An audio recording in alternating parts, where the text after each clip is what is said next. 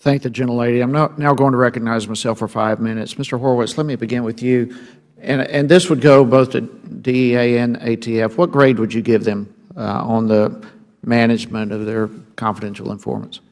Well, I think prior to our audits, I think it would be they would be lucky to get a gentleman's C. I guess I would frame it as. All right, but I do think they've taken steps since then. Okay. If they would be lucky to get a gentleman's C, that would be probably the deserving of a D or below, at least poor. There's some great reason for concern. And let me say that as to the specific areas we looked at, we obviously did not look at every single mechanism of control. I understand that. So the reason for that poor grade, is it because the lack of reliability? What is the nutshell? I think it was several things that we found up to the 2015-2016 reports. One is a reliable system of oversight, different as to each organization, because they do have very different numbers of informants and different kinds of operations. But ultimately, in both of them, it was having sufficient controls, reliable controls in place for what are likely to be among their highest risk CI uses. Okay, so poor oversight, which would result in poor quality. I mean, if there's not good oversight of the management of this program, there's no way to tell the quality.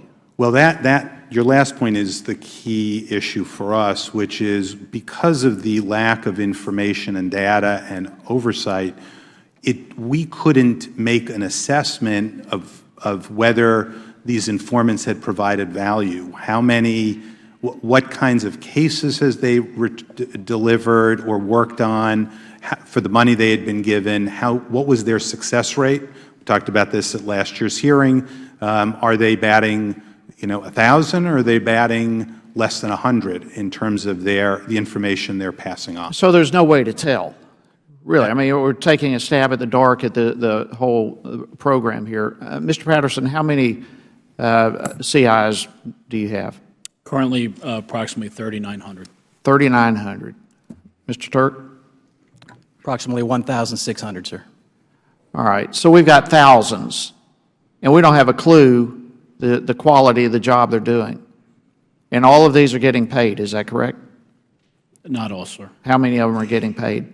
I'd have to go back and probably provide that number for you. Obviously, we have a... Give a stab in the dark, an estimate.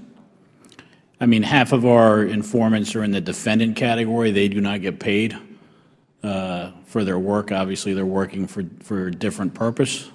So I would say probably half, approximately. Okay, about the same for you? Probably a little bit more than that do get paid, sir, but if you run the basic math on average... Okay, so we've still, either way, we've got thousands who are being paid, and we don't have any idea of the quality of the information they're providing. Mr. Horowitz, do you have any plans, or do you have similar reviews of other agencies? We don't have any ongoing right now. Okay. Do you have any plans?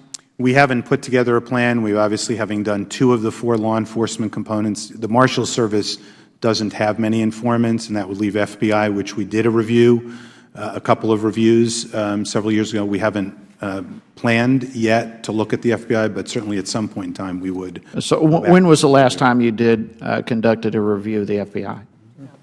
It was 2005. 2005. So it's been 12 years. It's been quite a while. Is it due another one? Well, that's what we'll have. These kinds of reviews take a couple of years, and so one of the things, having just finished the ATF review, we'll consider what we do next. Do you believe that most departments could produce, if asked, a number of active confidential informants? I'm sorry, say that again. Could, if a department was asked to produce their confidential informants, could they do so?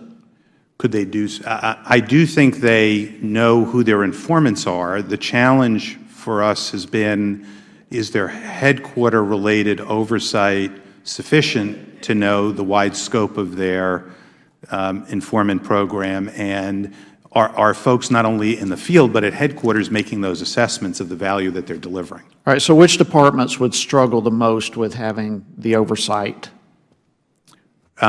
Well, I think from, as we've noted in the review, certainly until the last couple of years, I think ATF in particular, with their compartmentalized data and information, or lack of data really, compartmentalized tracking system, would have a challenge. They have moved now to the computer-based system, and we will assess that. That's within the last year. Okay, real quickly, how long do you need before you have a positive understanding of the evaluation of the computer?